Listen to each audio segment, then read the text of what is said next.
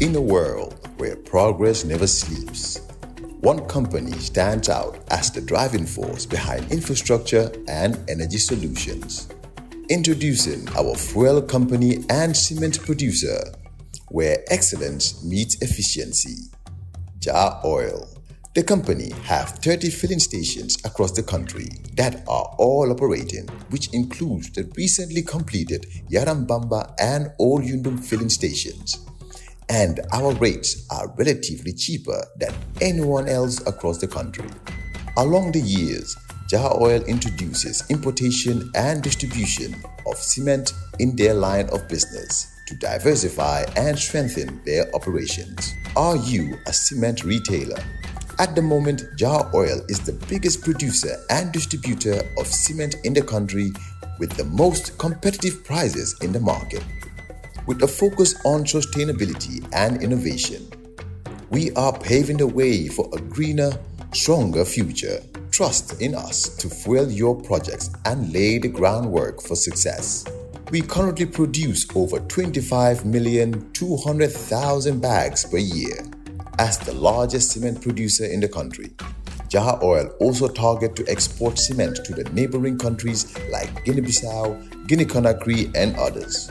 Join us on our journey to shape a world where every drop of fuel and every bag of cement makes a difference. Together, we can build a brighter tomorrow.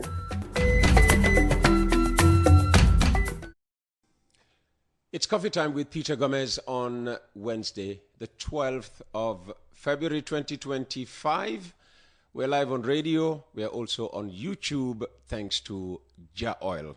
Those of you who followed the program yesterday will have heard me say that I tried to get Keba Jallo of the PPP onto the program without any success because of current standoff involving the party at a time when the country they helped lead to independence is about to celebrate 60 years of that independence. Well, this morning we are privileged to have someone from the PPP, Waka Jagne, welcome to the program. Thank you, Mr. Peter. Good morning, Gambia. Good morning, everyone. Good morning to the listeners and obviously the viewers now. Yeah, absolutely. Tell us about your association with the PPP, the People's Progressive Party of the Gambia. As everybody will know, PPP is the People's Progressive Party, the oldest party of the Gambia. Would be celebrating its 66th anniversary since the founding fathers of the great party on Friday, 14th February 2025 at the Brickham Regional Office opposite Gambia College. I'm sure that's what brought you here this morning to come and talk about the celebrations. But it comes against the backdrop of serious divisions within the party. In fact, as we speak, we're supposed to have two leaderships. Yes, undeniably, there is more like an impasse we're going through at the party level due to the denial of results from the 21st December Congress in Banjul KG5. Mr. Peter, this is not avoidable in every society or organization. It's just a trying moment that we have to go through, and hopefully we'll weather the storm. Yeah. Bear with me. I know you were here to talk about, the 66th anniversary celebration, but what actually happened? I mean, what's the background to this standoff, as you call it? Well, we went to Congress, as I just rightly said, 21st of December 2025 at KG5 Banjul. 2024. 2024, rather, sorry. Excuse me. Yes, and then we went through the normal process of Congress, where elections are being conducted. And I emphasize on this, that IEC was the facilitating body for this election. The Independent Electoral Commission. Independent Electoral Commission. Mm-hmm. They were the facilitating body, together with the Internal Electoral Commission, which is the EC. That is an internal body of the PPP, who are mandated to conduct elections on behalf of PPP, in line with IEC standards and procedures. Mm-hmm. So we had 3 contestants for the SG, the Secretary General and Party Leader position. Usman Madi Kefal, who is the current sitting leader, Alpha Jallo, and incumbent Alpha Usman Jallo. Alpha Omar Jallo. Is it Omar? Or? Yeah. Okay. And then the incumbent, Uncle Keba E. Jallo. So elections was conducted, and then it happened to fall on Usman Madi Kefal's path as the winner with 43/42 against Keba E. Jallo. Yeah, but Keba hasn't given up the leadership yet. Well, initially he acknowledged defeat and congratulated the Secretary General-elect, which is Usman Madi Kefal. Then subsequently, he did a U-turn. He did a Yaya Jamme. Yeah, exactly. We went back to 2016 again. Yeah. So it always happens in December.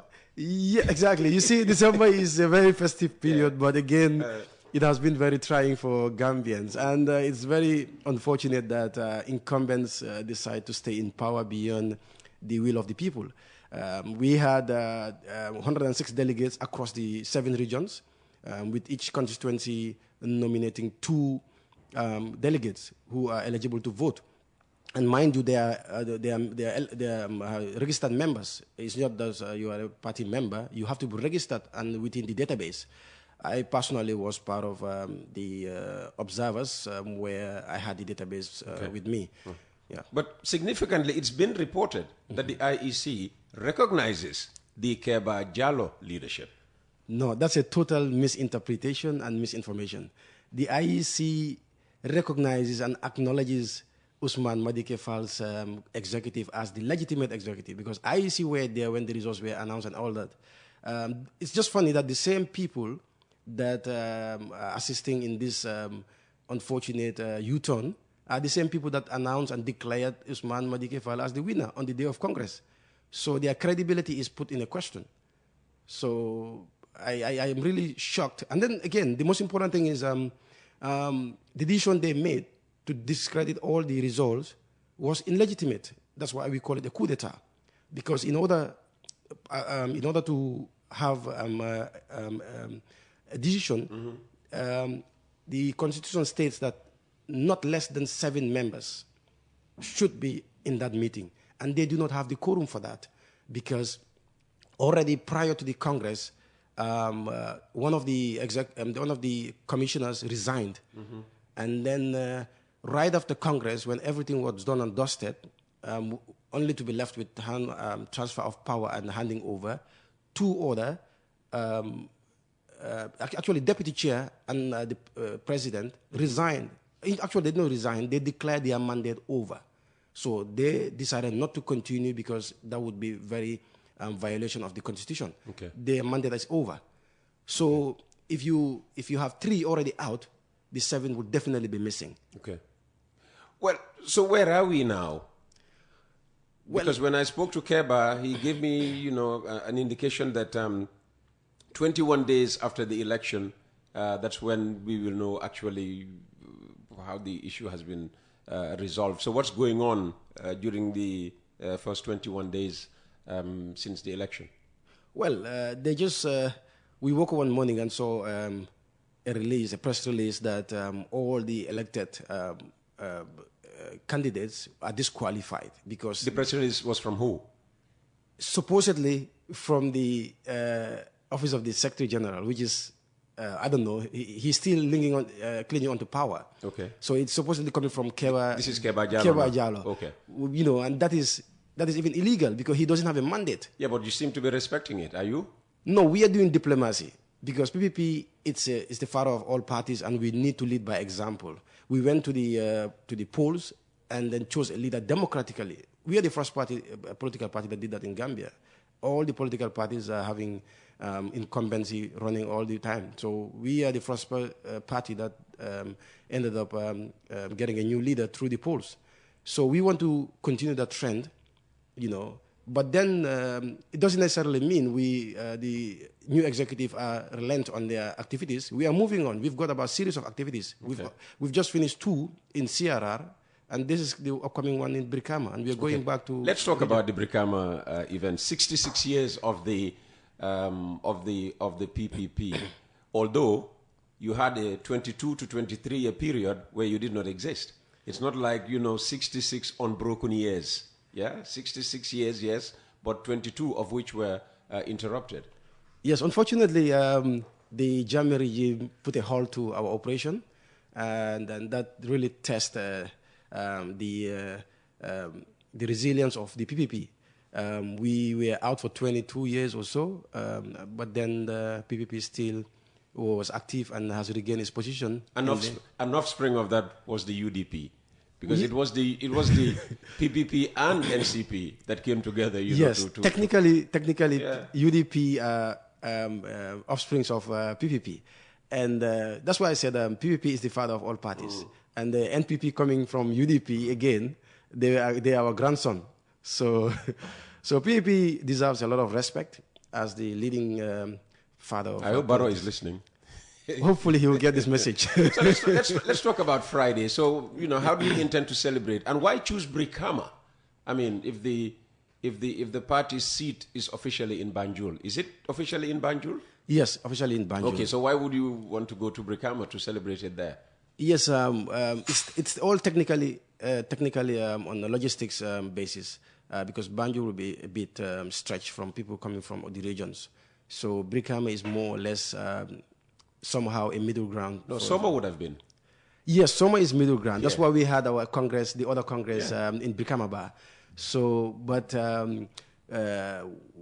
Brikama, it's a good spot for us. Okay. It's a good spot for us, and we have a good base as well. Okay, so what's going to happen on Friday? Yes, on Friday, 14th of the February 2025, at 3 p.m., we're having a march pass from the Brikama Castle filling station, procession down to the regional office, where we were expected to have lots of very high-profile dignitaries from the serving and former governments, and across the board. And we have sent invitations also to all political parties, because this is not about PPP. This is about Gambia, the founding fathers of Gambia. In a world where progress never sleeps, one company stands out as the driving force behind infrastructure and energy solutions. Introducing our fuel company and cement producer, where excellence meets efficiency. Jar Oil. The company have 30 filling stations across the country that are all operating, which includes the recently completed Yarambamba and Old Yundum filling stations. And our rates are relatively cheaper than anyone else across the country. Along the years, Jar Oil introduces importation and distribution of cement in their line of business to diversify and strengthen their operations. Are you a cement retailer? At the moment, Jar Oil is the biggest producer and distributor of cement in the country with the most competitive prices in the market. With a focus on sustainability and innovation, we are paving the way for a greener, stronger future. Trust in us to fuel your projects and lay the groundwork for success. We currently produce over 25,200,000 bags per year. As the largest cement producer in the country, Jar Oil also targets to export cement to the neighboring countries like Guinea-Bissau, Guinea-Conakry, and others. Join us on our journey to shape a world where every drop of fuel and every bag of cement makes a difference. Together, we can build a brighter tomorrow.